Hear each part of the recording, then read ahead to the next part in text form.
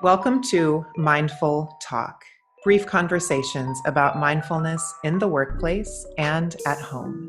I am your host, Lauren Wessinger. And I'm your host, Misti Anderson. And this podcast is brought to you by the Mindful Project. The Mindful Project helps you elevate the culture of your business by bringing mindfulness practice to you and your staff through in-person and virtual learning. Contact us through our website, themindfulproject.co, for more information. Welcome back to the fall season of the podcast. We are so excited to be here together, recording once again and connecting with our audience. Misti and I were just talking about the title of this podcast. We know the idea, and we cannot come up with a title because it's about back to school, but are we back to school? Question mark. Back to school in another wave of the pandemic. I mean, the best we came up with is that we're here and present, and we're going to talk about going back to school. Yes, we are. And in case you didn't know, for the first time ever, you can see us. So we are, I'm broadcasting live from my closet, which is awesome. So if you get on YouTube, you can see I had to clean my closet, so it's good. But Lauren's in her nice, beautiful office there. So yeah, you can get on YouTube now and watch us. And if you want to listen too. We are keeping these video versions of the podcast raw and unedited, which does not mean we're going to run your ear off for 90 minutes on this topic. We're still going to keep it brief and concise, but just know that if there's some bloopers, you get to see behind the scenes and see how we operate when we mess up. So yeah, like the back of my closet. Like I have to actually keep this all clean. Like that's a whole, you could just watch the season in that and see if Misti keeps her closet clean. It looks great today. Thanks. Well, we're starting off back to school. I'm trying to get organized with that. So it kind of goes with the theme. Well, we also put on makeup for you guys. Not Yes. like any of you care, but sometimes Misti would come with beach hair straight from the beach. Sometimes I would come straight from working out outside or had barely looked in the mirror. So thank you for giving us a reason to get dressed and to do our hair. Yes. It feels nice, actually. It does. I got dressed up to get in my closet. Yeah. 2021 is so weird. So let's start there. 2021 is so weird. And how long did we spend wishing for 2021? Yeah. And here we are wishing for 2022. So I feel like I know I'm not alone. Most people learn some things from the first wave of the pandemic about themselves, about their relationships, about their kids, etc. So my hope is, and this is what I'm trying to do. Okay, I've been through this before. Like what did I learn and what can I maybe do better? And I think the first thing, and I've heard several, it's a big conversation right now because everybody's going back to school and we don't know what's happening. But from what I can tell, the biggest, like all of the, world-renowned scientists are saying, we're all just going to have to be flexible. And flexibility for humans is just so hard. And we are so we got really good at lockdown. And then we got really good at kind of moving back. And now we got to get really good at pulling back. And so it's all very confusing. And if you fight against it, it's going to be worse. And this is where, in my opinion, the mindfulness practice is front and center. Like if you have a mindfulness practice that you, and I don't want to use the term good because I don't know that there's no judgment of your mindfulness practice, but wherever your practice is, flexibility is something that will come from that practice. As you start to notice, do I need to make this a big deal? Or could I let this go and be a little bit more flexible? And I'm telling you guys, I work on that every day, especially with my kids, because I know that kids value routine, but sometimes it's just best for me to say, do whatever, go have fun. So flexibility to me is something that I think everyone would agree. If you were a little bit more flexible, then when those things happen at school, like a COVID case happens and your kids got to move to remote learning and you've got to reshuffle work stuff because of it, when all of that happens, you kind of know to expect it and to be flexible and figure out your plan. I heard something in a yoga training years ago, and I wish I could give the correct teacher proper credit.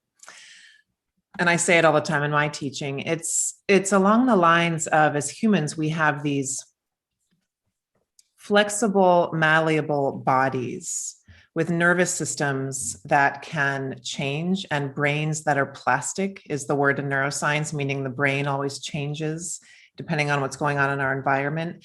Everything about this body and this mind is flexible, malleable, adaptable, but it's our belief systems and the way we think things should be that are the most rigid. And it's so true, like waiting for 2020 to pass. And then here we are in 2021. Everything I've been hearing tells me and us that we're at sort of the beginning of this pandemic. And then it's not that the pandemic is here to stay, but that this way of life and dealing with COVID is here to stay. And when we have an idea in our head of how quickly it should be finished, and we actually hold on to that idea, that's a rigidity of mind that is only going to bring suffering and pain. And so I love that idea of practicing flexibility with any belief system. I mean, I'm not talking about religion, but you could include that into the conversation. That's not what I mean here, but I mean any belief system as far as like what we believe about ourselves, what we believe about who should or shouldn't get vaccinated, should we or should we not wear masks. I mean, that's a perfect example of it today, right? Mm-hmm. I mean, think about how tense you get around that conversation. Yep. And so I think flexibility is something that we lose when we are in fear. Because when we are in fear, we want to hold tight to anything we think could be any inkling of truth. And so recognizing rigidity almost as a fear response, as a stress response, and just saying, okay, self, here I am being really rigid about this situation. And can I, like you said, just get into my body and take a few breaths and open my perception to this and just loosen up a little bit. I think that's why I suffered so much on the first wave of the pandemic, because I was fighting that and I was trying to be rigid. And so I have a new mantra that I've been using it for about 6 months. But I tell myself over and over, especially when things kind of get like this in the house or something, I tell myself, I will form a plan, but I will be flexible to what life brings my way. So I know that I've got XYZ that I'm going to do today or things I want to accomplish. But if I wake up and I open the door and it's pouring down rain because there's a hurricane outside and you forgot me, then I'm not going to get like mad at myself and like, oh, woke up and now what am I going to do? I'm going to go to plan B and I'm going to do something to nurture myself in a different way. That used to really just piss me off. You know, it was like, now I'm definitely not going to get my walk in. And that was me practicing mindfulness. But my mindfulness practice didn't focus at all on the flexible side of things, and that life happens. Like you get, your flat tires and people forget lunch boxes and COVID shuts down your classroom, and so when that happens, instead of freaking out, which is what I think we all want to do, be very prepared, but still hopeful. Like I'm doing everything I can to make sure that my kids are set up for success this year, as are they, as is the school. And so if something happens, that's life right now. That happens, and so I'm not going to blame anybody. I'm not going to get really frustrated. We're going to probably take our 2 weeks at home and muddle through virtual learning like the rest of the world, and then we'll move on, Mm-hmm. And so I think the flexibility piece is a huge thing for me. And I'm guessing a lot of, especially type A people who are used to a certain schedule, it's really hard to flip those schedules upside down. I think the blame piece, you said that word blame, is really like a hot take, hot topic right now. Yeah.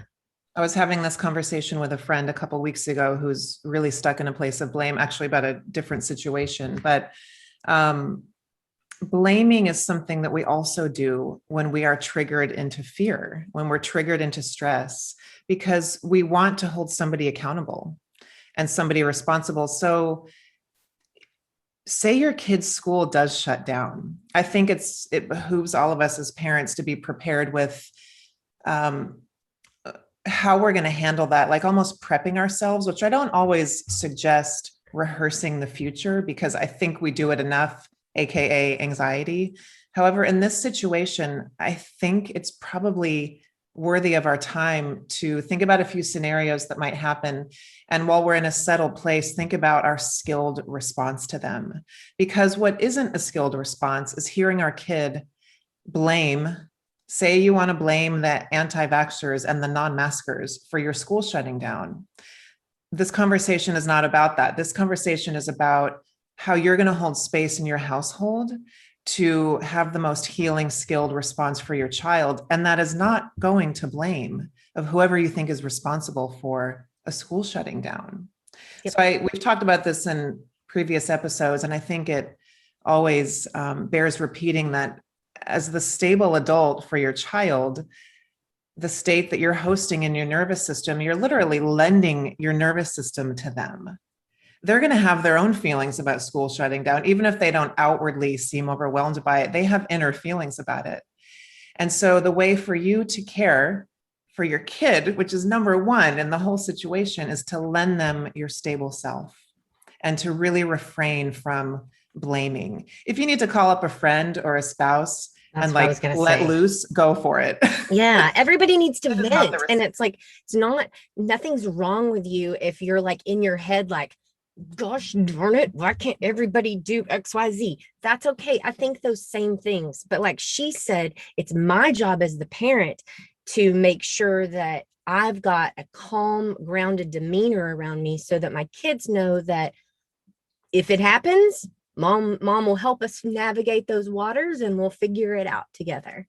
And that's kind of what I've told them. And I think that's probably my next point to a lot of people is like, some people keep this really under the rug and they don't talk about it at home at all. And then others are like too honest and give their kids, in my opinion, give their kids all their opinions. And so then the kids have information plus like their parents' opinion. And that can become troublesome from like a bully perspective that's just my opinion. And so I think it's really important to communicate on an age appropriate level with your kids about what's going on. Like hiding this from them does them no good. My default is super positive and cheery. I'm a positive person. I believe you put positivity out there in life. That's what gets you back.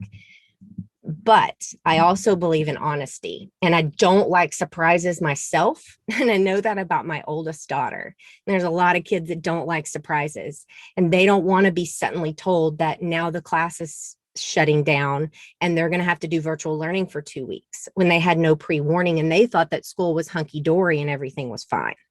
So open communication right now, and we've stressed this in so many different areas, but I think right now during the pandemic and going back to school, you got to have clear communication with your kids, and your kids need to understand your reasoning as a family and why you choose to make the decisions you need to choose, because it's a free-for-all now. Like you can kind of do what you want to do in a lot of places. So I want to make sure that my daughters understand why as a family we choose to mask, why in a family we choose to vaccinate, because my kid's 8 and she's already been getting questions about that. This would be a good piece of spiritual homework. Yes, I think in our own mind and toward a trusted adult, we can let loose with our opinion, and that still matters. Like it still matters that we stay out of blame for our own mental healing and health, because blaming is deflecting our pain. It's deflecting what we feel. And so I think a really good spiritual practice internally and with family is to do what you said, like say, this is why we're doing this. without completely bashing the other side. Yeah. And this was with religion, with politics, with everything. And unfortunately, this whole pandemic has turned political, and it's hard. I don't even know if I can do it all the time. Like, can I have a conversation about this? This is what we're doing and why, without even mentioning the other opinion. I don't know. I don't know if I could do it. Yeah. I think that knowing your why, for us, we're a relatively healthy family. And because we're military, we're very isolated. So there's not a lot of people I could expose.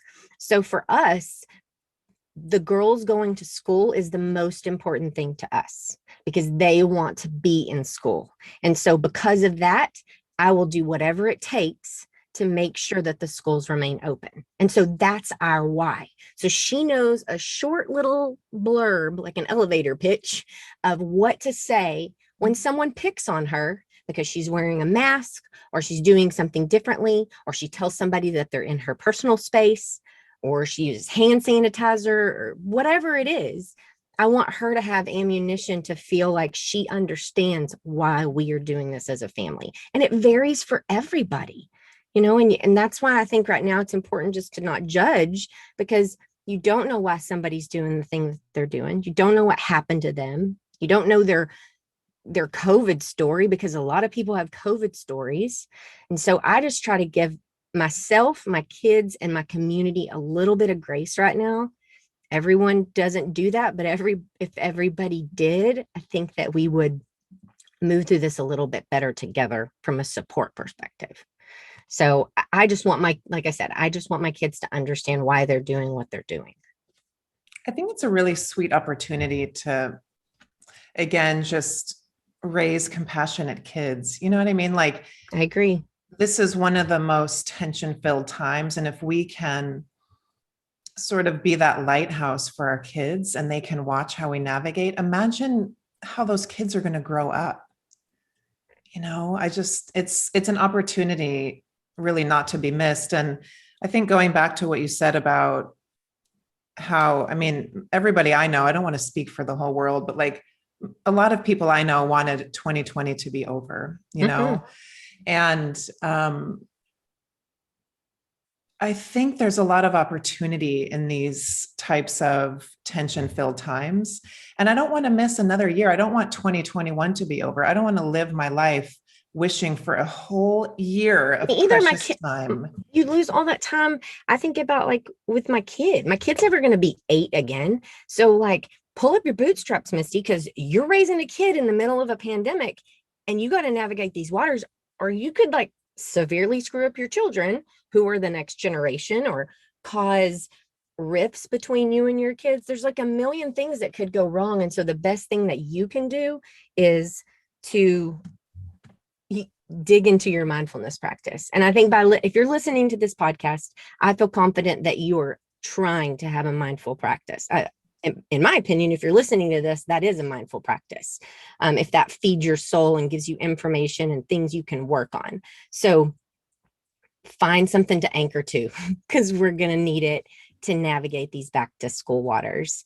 And I think that it's really important too, that as a parent, you are taking really good care of yourself right now. And that's really, really hard. Raise my hand. I'm terrible. But I'm pushing myself to set some better boundaries around no more than I ever have, just because I need to be a really present parent right now, because I don't know what's going to happen. Mm-hmm. Yeah. And I think just noticing if you're future tripping so much, rehearsing that we just talked about, we suggested you rehearse, but there's also like a limit to the amount of rehearsing. And if you really just want things to be over, just keep that in check. I think it's natural to want the pandemic to be over. And we also want to enjoy this time that we have, and so if you need to limit the news, like I over the weekend didn't go on news. It was just so simple, but like, I really don't need to see that blasted into my eyeballs right now, everything that's going on. And it did give me a bit of freedom, and it helped me grow my patience toward my kids this weekend, which I was getting a little tight, little impatient. And I could just feel my body like settling from the reduction of intake of sensational headlines. It's so addicting. Like I want to go look and see what's going on. I know And you it's want to not see if serving schools me are at all. closing and Yeah. what's happening, and it's very it can be overwhelming. I think that two of the things that I'm going to focus on that I would highly encourage everybody, and I know you do this too, is right now it's really important to listen to your kids, because more than ever, things are going to happen to them that are real wonky that nobody's navigated the waters of. And so you need to hear that. And if they're expressing things, um, and I'm also going to be looking for signs of stress in my kids, because I've seen stress through the pandemic come out in my oldest. And so I know those, and I want to make sure I'm really sensitive to those. And so, sounds crazy, but those are my mindful practices. And I literally have them written down, is to make sure and listen to them, and make sure that we get sleep is on there too. That's the other thing, because I think that sleep is a reset button. So, you have a bad day and you get to reset. It's the beauty of it. But the looking for the signs of stress, because they're there. And if you can discuss them really fast and quickly, you could nip a lot of things in the bud. But if you see something and you're like, oh, they had a bad day or whatever, and you kind of push it to the side, those little things add up, and they're not going to tell you about all of them. So it's important for you to observe them and listen to them. So I have a practice I want to share. This is a mindfulness practice and kind of a school psychologist practice. We've talked about rehearsing, which sometimes is good. We need to plan and be prepared. And that sense of rehearsing can absolutely go overboard. So rehashing is linked to depression, like when you keep rehashing an old story and can't stop running it through your mind. And then rehearsing is linked to anxiety. And so the question is, what is? And that is, no, excuse me. The question is, what if? And that is linked to rehearsing, which is linked to higher anxiety. So think about the last thing you felt anxious thoughts about. I have something in my mind right now. It was completely what if. It was fabricated. It was future tripping. It was making all these scenarios in my head and just kind of planning it all out, none of which will probably happen, none of which was true. And so when you notice yourself going to what if, just pause, taking that mindful pause. The practice of mindfulness is noticing that momentum of your mind and stopping it and redirecting your mind to something else. So turn what if into what is. Name the facts in the moment.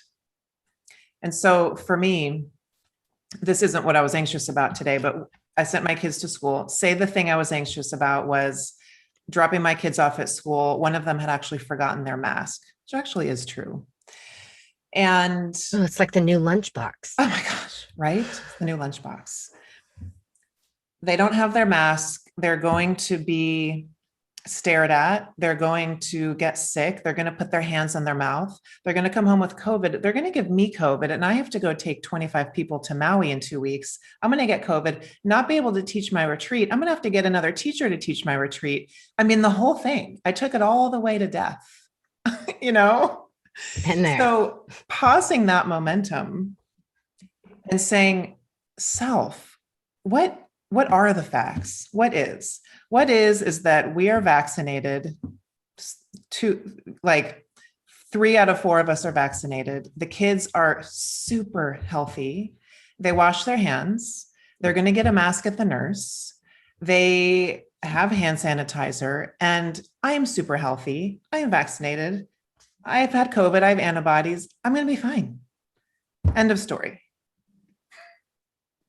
I mean, it's such a difference taking it all the way to death to taking it, I'm going to be fine. Those are very different end results. And if you don't have a mindfulness practice, you can't stop that bus. It just keeps going that You other can't way. stop it. You don't even know that you have the ability to stop it. You don't even know that Yes. you're actually not all those thoughts. It's just story. So yeah. I So love that what practice. if versus what is? That's a really good one. I'm putting that in my back pocket because sometimes I've gotten, much better about jumping forward, but that's my trigger too. And don't you jump forward mostly like so tired, getting in bed, laying down, and then you jump way forward? Oh, yeah. I mean, and everybody's going to die and lose all their money when I go to bed.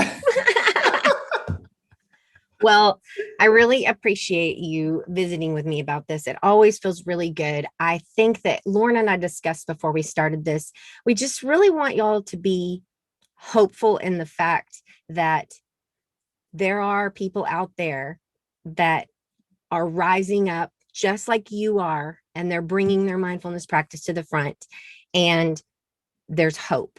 And we hope to provide some tools that just help us all, me included, move through this really challenging time. And I wish everyone the very best school year. You too, Lauren. I hope your kids do good. She's got a high schooler now. Yeah. So everybody have a great school year. Use your tools and remember to be flexible. Absolutely. And for those of you watching this for the first time, this is our first video, as you know. Thank you for watching. And we would love to know how this episode landed for you. So thank you. Yeah, let us know. Thanks, guys.